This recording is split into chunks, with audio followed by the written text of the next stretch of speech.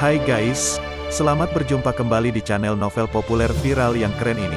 Sebelum mengikuti kelanjutan kisah Dev atau Camping yang semakin seru dan mendebarkan ini, mohon bantuan kalian untuk subscribe, like, komen dan share video-video yang ada di channel ini ya. Perlu diketahui bahwa novel Perintah Kaisar Naga ini adalah termasuk kategori novel ongoing. Jadi waktu update dan jumlah bab setiap hari menyesuaikan dengan update dari autornya.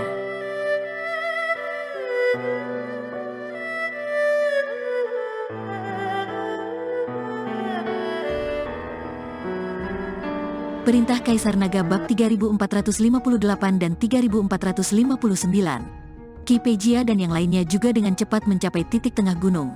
Pada saat ini, Helena dan yang lainnya sedang cemas menunggu Dev dan yang lainnya, dan mereka bahkan tidak menyadarinya sama sekali. Baru setelah Kipegia dan yang lainnya sudah dekat, Helena dan yang lainnya merasakan seseorang akan datang.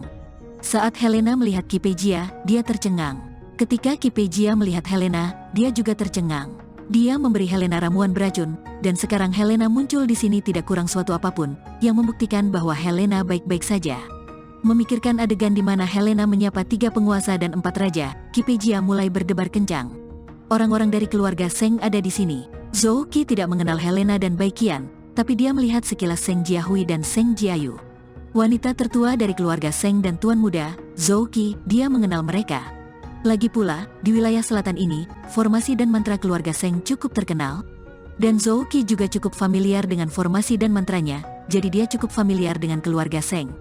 Keluarga Seng, Kipegia mengerutkan kening. Apakah keluarga Seng yang mahir dalam bidang mantra formasi? Kipegia bertanya. Ya, keduanya adalah wanita tertua dan tuan muda dari keluarga Seng.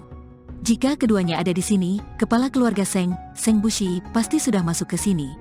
Zhou Qi menunjuk ke arah Seng Jiahui dan Seng Jiayu dan dikatakan, apakah kamu kenal 2 orang di sebelahnya?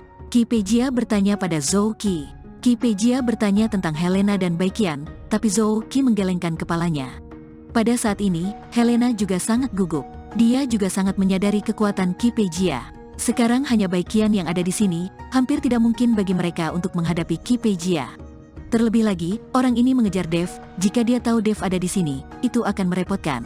Baiqian menatap Kipegia, merasa sedikit terkejut. Dia tidak menyangka Kipegia belum terlalu tua, tetapi dia telah mencapai alam kesengsaraan tingkat 8. Orang ini adalah orang yang ingin memburu Tuan Chen.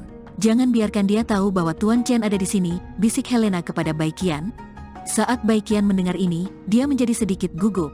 Dia tahu bahwa Dev sangat baik akhir-akhir ini dan melayaninya dengan nyaman setiap hari hanya untuk memanfaatkan kekuatannya.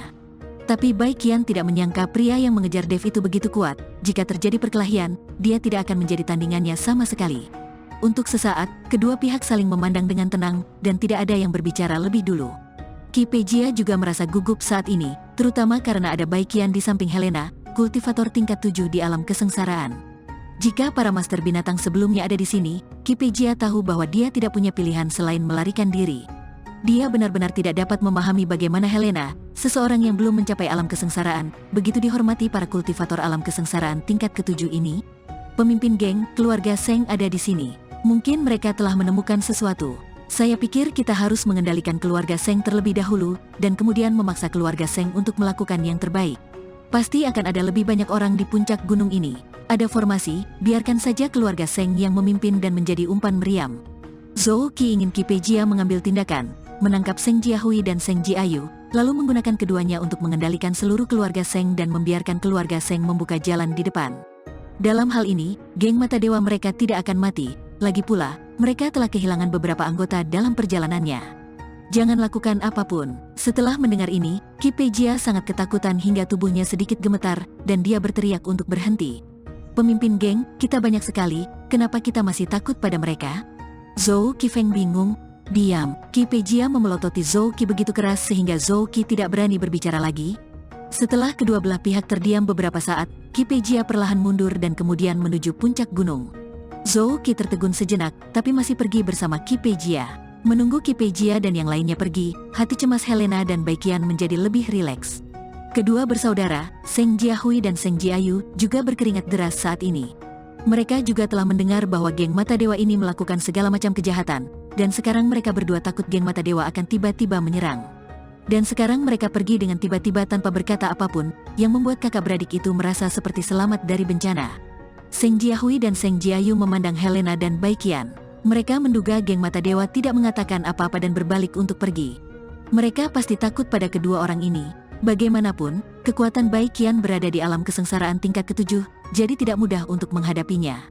Helena, kenapa mereka pergi? Bai Qian bertanya dengan bingung. Bagaimana aku tahu? Helena juga sedikit bingung saat ini.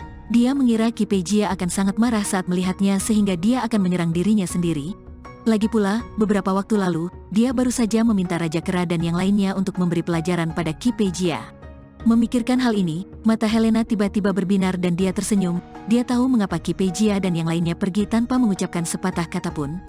Qi Peijia pasti salah mengira bahwa Raja Kera, Raja Singa dan yang lainnya masih bersamanya, jadi dia tidak berani mengambil tindakan dan segera pergi. Tapi sekarang Qi Peijia dan yang lainnya telah pergi, bukan berarti bahayanya telah hilang. Dev dan yang lainnya belum keluar. Jika mereka bertemu lagi setelah keluar, Qi Peijia pasti akan menyerang mereka tanpa ragu-ragu.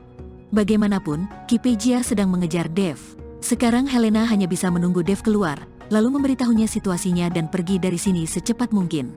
Pada saat ini, Dev, yang sedang berkultivasi, merasakan energi abadi di sekitarnya yang secara bertahap menipis. Ketika dia membuka matanya, dia menemukan bahwa rumput abadi telah layu, dan garis-garis pada telur makhluk roh memancarkan cahaya yang menyilaukan. Apakah telur makhluk abadi ini akan menetas? Dev sangat bersemangat, tapi setelah Dev menunggu lama, dia menemukan bahwa tidak ada gerakan di dalam telur makhluk abadi itu, dan cahaya yang menyilaukan perlahan memudar. Sial, aku telah menyerap begitu banyak energi abadi dan belum menetas. Apa yang terjadi di sini? Dev sedikit terdiam. Dia ingin mengujinya dengan kesadaran spiritualnya dan memikirkan kecemerlangan warna-warni yang memancar dari telur makhluk abadi itu. Dev terdiam dan menghentikan ide ini. Jika orang menemukan tempat ini lagi, mungkin akan ada banyak masalah nanti. Dev hanya bisa memasukkan kembali telur makhluk abadi itu ke dalam ring penyimpanan, lalu keluar. Saat sosok Dev muncul, bangunan yang menghilang juga muncul. Pada saat ini, Seng Bushi, Tetua Agung, dan lainnya juga keluar. Namun, banyak orang di keluarga Seng yang terluka kali ini. Sial, ini terlihat seperti bangunan tua biasa, tapi aku tidak menyangka ada formasi di dalamnya, dan banyak orang yang terluka. Tapi untungnya, setelah menghancurkan formasi, aku mendapat satu set buku mantra. Tetua Agung mengeluarkan sebuah buku kuno yang sudah menguning berisi pengenalan rinci tentang penggunaan serangkaian mantra. Coba saya lihat. Seng Bushi tampak kaget dan segera mengambil alih dan melihatnya dengan cermat. Setelah beberapa saat, Seng Bushi tampak begitu bersemangat hingga dia berlutut di tanah dan bersujud pada buku kuno itu. Hahaha, ini adalah teknik jimat dari Sekte Tianfu. Kami ortodoks, dan keluarga Seng kami adalah keturunan ortodoks dari Sekte Tianfu. Seng Bushi bersujud lebih dari 10 kali berturut-turut. Ketika anggota keluarga Seng yang lain mendengar ini, mereka semua berlutut dan bersujud di tanah. Bahkan tetua yang mendapatkan mantranya tampak bingung.